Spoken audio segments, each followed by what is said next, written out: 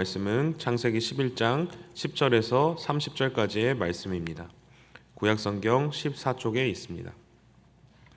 창세기 11장 10절에서 30절까지의 말씀을 함께 합독하시겠습니다. 셈의 족보는 이러하니라. 셈은 백세 곧 홍수 후 2년에 아르박삿을 낳았고 아르박삿을 낳은 후에 500년을 지내며 자녀를 낳았으며 아르박삿은 35세에 셀라를 낳았고 셀라를 낳은 후에 403년을 지내며 자녀를 낳았으며 셀라는 30세에 에벨을 낳았고 에벨을 낳은 후에 403년을 지내며 자녀를 낳았으며 에벨은 34세에 벨렉을 낳았고 벨렉을 낳은 후에 430년을 지내며 자녀를 낳았으며 벨렉은 30세에 르우를 낳았고 르우를 낳은 후에 209년을 지내며 자녀를 낳았으며 르우는 32세에 스룹을 낳았고 스룹을 낳은 후에 207년을 지내며 자녀를 낳았으며 스룹은 30세에 나홀을 낳았고 나홀을 낳은 후에 200년을 지내며 자녀를 낳았으며 나홀은 29세에 데라를 낳았고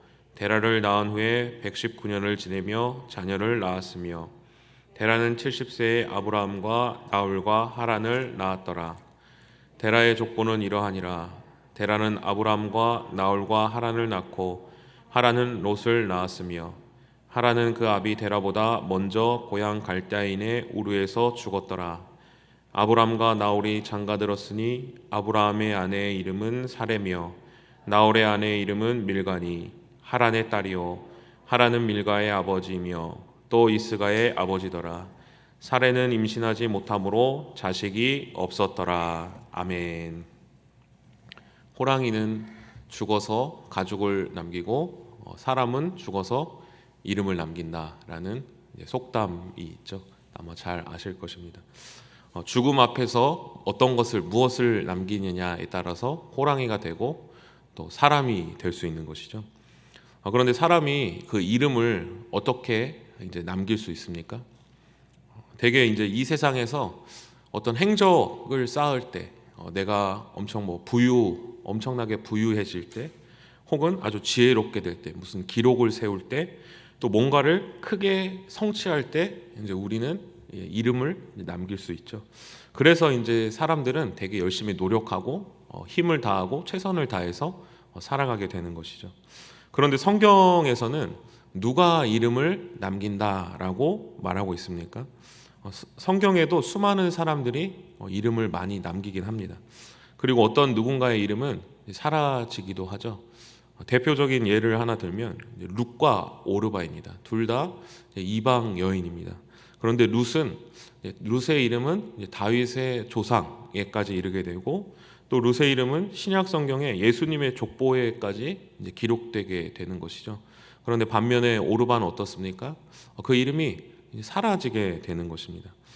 그런데 룻이 아마 이렇게 했을까요? 나는 다윗의 조상이 되어야 해. 나는 신약 성경 그 족보에 올라야 해.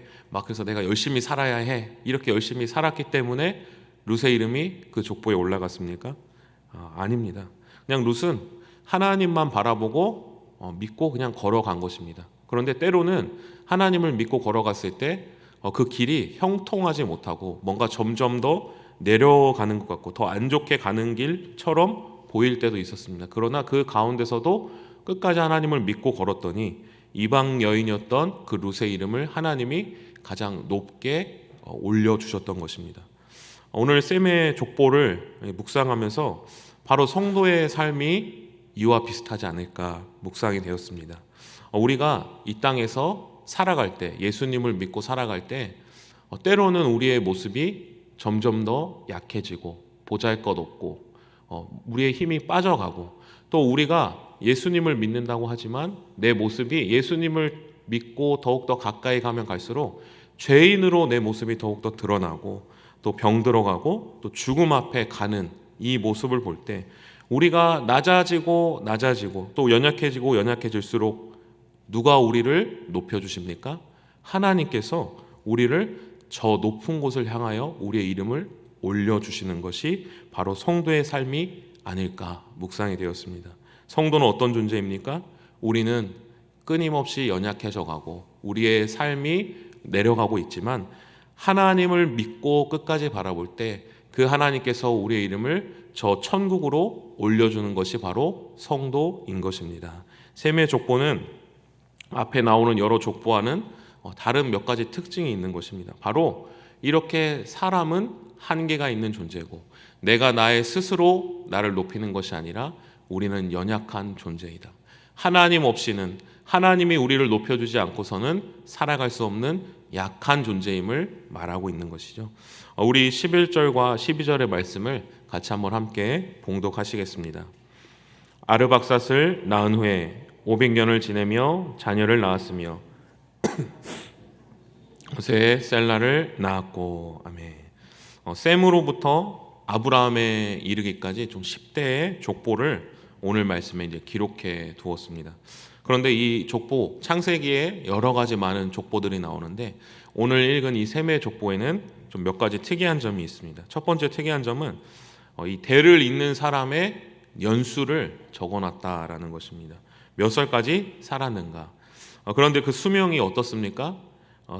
셈에서부터 500년을 살았다라고 말합니다. 또 아르박사 셀라에 이르기까지는 400년 정도 됩니다. 그러더니 어떻습니까? 200년으로 내려가고 데라에 이르러서는 결국 100년대로 내려가게 되는 것입니다. 하나님께서 홍수 심판 이전에 사람의 연수를 120년으로 정하겠다라고 말씀하십니다. 이 홍수 후에, 이 심판 후에 이 사람의 생명의 풍성함이 어떻습니까? 점점 더 늘어나는 것이 아니라 이 생명의 풍성함이 점점 더 소멸하고 있다라는 것입니다. 셈의 족보는 바로 이 사람의 한계에 대해서 보여주고 있는 것입니다. 이 족보가 우리가 더 잘 먹고 잘 살게 됐다, 우리가 더 건강해졌다라는 것이 아니라 우리는 점점 더 연약해지고 우리의 생명이 점점 더 짧아지고 있습니다라는 것을 보여주는 것입니다. 또 한 가지 특징은 무엇입니까? 바로 대를 잇는 장자를 몇 세 때에 낳았는가를 말씀하고 있습니다. 셈의 족보에서 셈은 30세에 자녀를 낳았다라고 말합니다. 그런데 데라와 아브라함 때 이르러서 어떤 일이 벌어집니까? 70세에 자녀를 낳고 또 아브라함은 결국 자녀를 잊지 못하고 대가 끊어질 위기에 처하게 된 것입니다. 이것은 어쩌면 보면 족보에서는 쓰여지지 않을 점점 더 우리가 약해지고 있다. 그리고 우리가 대를 잇지 못하고 있다. 이 족보의 발전의 기록이 아니라 우리의 인간의 생명의 한계에 다다르고 있다라는 과정을 이 셈의 족보가 보여주고 있는 것입니다. 어제의 말씀에 바벨탑 사건이 나왔습니다. 이 바벨탑 사건에서 사람들이 왜 동쪽으로 향하게 되었습니까? 또 왜 이 사람들이 바벨탑을 건설하려고 하고 있습니까? 인간의 생명이 점점 더 쇠약해지고 있는 상황에서 우리가 점점 더 이 생명의 풍성함이 적어지는 상황에서 우리가 한번 스스로 일어나 보자. 우리가 이것에 한번 대항해 보자. 하나님을 믿는 것에 대항해서 우리가 한번 서보자. 그래서 내가 한번 스스로 풍성해져 보고 우리의 삶이 우리의 주인이다라는 것을 한번 우리가 보자 하고 큰 탑을 쌓아 보려고 한 것입니다. 그런데 그에 비해 셈과 데라 그리고 아브라함 족속은 어떻습니까? 이러한 생명의 연약함 속에서 자신들의 연약함 삶 가운데서 아무런 반응 없이 자신에게 주어진 삶에 순응하며 그냥 그 자리를 지키며 살아가게 된 것입니다. 내게 주어진 것을 받아들이고 살아가게 된 것입니다. 바벨탑 사건은 이 풍성함이 없는 점점 풍성함과 생명이 소멸되는 이 상황 가운데 인간이 나 자신을 스스로 구하려고 했던 시도이고 셈의 족보는 무엇입니까? 우리는 이 생명의 풍성함이 없는 가운데 하나님이 없이는 살 수 없는 존재들입니다. 우리는 반드시 구원받아야 할 인간들입니다. 라는 것을 이 족보가 보여주고 있는 것입니다. 모세는 처음 40년 동안 자신이 대단한 사람이라고 생각하고 살았습니다. 탑을 쌓으면서 내가 뭔가를 나 스스로 구원할 수 있다라고 생각하고 살아간 것입니다. 그러나 그 다음 40년 동안 모세는 나 자신이 아무것도 아니구나. 내 자신이 아무것도 할 수 없구나. 나는 구원받아야 하는 존재구나라는 것을 철저하게 깨닫고 산 것입니다. 그런데 그렇게 스스로 연약해지고 스스로 낮아졌을 때 하나님께서 그 모세의 이름을 들어 쓰시게 된 것입니다. 하나님께서는 누구를 선택해 줬습니까? 내가 나 스스로를 구원하고 내가 나 스스로를 탑을 쌓고 내가 나 스스로 일어나려고 하는 강한 사람들, 소망이 있는 사람들을 선택하지 않았습니다. 오히려 그들의 이름은 지면에 흩어지게 된 것이죠. 그리고 누구를 선택하십니까? 바로 소망이 없고 연약한 자에게 하나님께서 기회를 주신 것입니다. 하나님은 셈의 족보를 선택하신 것입니다. 약하고 무너질 것 같은 족보를 선택하셔서 그들을 복되게 하십니다. 그리고 마지막 아브라함을 선택하십니다. 아브라함은 자녀도 없고 나이도 많고 연약해진 상태였습니다. 비어있는 그릇이었습니다. 그러나 하나님께서는 그 구원이 필요한 아브라함을 선택하여서 그를 복되게 하십니다. 창세기 12장 2절에 하나님께서 뭐라고 말씀하십니까? 내가 내게 복을 주어 내 이름을 창대하게 하리라 라고 말씀하십니다. 바벨탑의 사람들은 내가 내 이름을 내리라 라고 말했지만 아브라함은 하나님께서 그 이름을 창대케 해주시는 하나님의 백성이었던 것입니다. 내 이름을 내가 온 지면에 내리라 하고 탑을 쌓아 올리고 무언가를 보여주는 인생이 복된 인생이 아니라 하나님께서 나의 이름을 기억해 주시고 나는 구원받을 수밖에 없는 연약한 존재입니다. 하나님께서 나를 불러주시는 인생이 가장 귀하고 복된 인생인 것입니다. 그래서 하나님께서는 비어있는 자들을 찾으십니다. 이 세상의 법칙을 따라 살아가는 것이 아니라 내가 세상 끝에 있더라도 하나님만을 바라보면서 나는 구원이 필요한 자입니다라고 고백하는 자를 하나님께서 찾으시는 것입니다. 이것이 우리가 내가 일부러 약해져야 한다라는 말이 아닙니다. 내가 때로는 약해질지라도 그 자리에서도 나는 하나님을 놓치지 않고 하나님이 나의 이름을 높여주시는 하나님이시라는 것을 내가 세상에서 나의 이름을 내는 것이 아니라 하나님이 나를 일으켜주시는 하나님이시라는 것을 믿고 나아가야 한다는 것입니다. 창세기 11장의 셈의 족보는 우울하게 마무리됩니다. 하나님의 구원의 계획이었던 이 메시아의 자손이 마치 끊어질 것처럼 위태하게 보입니다. 아브라함에게서 그 대가 약해지고 세력이 약해져만 갑니다. 그러나 창조주 하나님은 바로 그러한 족보를 준비하신 것입니다. 구원이 필요한 족보, 그리고 그 인생에 가장 큰 복을 주십니다. 그래서 하나님께서는 아브라함을 창대케 하시고 그 이름을 통하여 하나님의 복을 온 세상에 전파하십니다. 그 복은 누구입니까? 아브라함과 다윗의 자손 예수 그리스도이십니다. 예수님도 아브라함처럼 저 높고 높은 보좌에서 내려오시고 이 땅에 가장 연약하고 약한 모습으로 내려오셨습니다. 그래서 이 땅에서도 더욱더 낮아져서 스스로 십자가를 지시고 하나님 아버지 앞에 나아갔습니다. 그러나 가장 낮아진 그 이름을 하나님께서 온 세상을 구원하게 하시는 가장 영광된 이름으로 높여 주셨습니다. 그래서 하나님께서 이 세상을 사랑하여서 독생자를 주시고 그 이름을 영광되게 하셔서 그 이름을 믿는 모든 자마다 멸망하지 않고 영생을 얻게 하시는 하나님의 놀라운 복을 온 세상에 전파하셨습니다. 사랑하는 성도님들, 때로는 우리의 삶이 별처럼 빛나지 않을지라도 뭔가 내 삶이 나의 손에 잡히지 않고 쌓이지 않을지라도 하나님께서 우리를 복되게 하시고 우리는 하나님의 구원이 필요한 존재라는 것을 잊지 않고 끝까지 믿고 나아가는 성도님들 되시기를 간절히 소망합니다. 아브라함은 겉으로 보기에 끊어진 족보, 연약한 빈 그릇이었을지라도 하나님을 믿었을 때 하나님이 그 이름을 창대하게 해주셨습니다. 호랑이는 가죽을 남기고 사람은 이름을 남깁니다. 성도는 무엇을 남깁니까?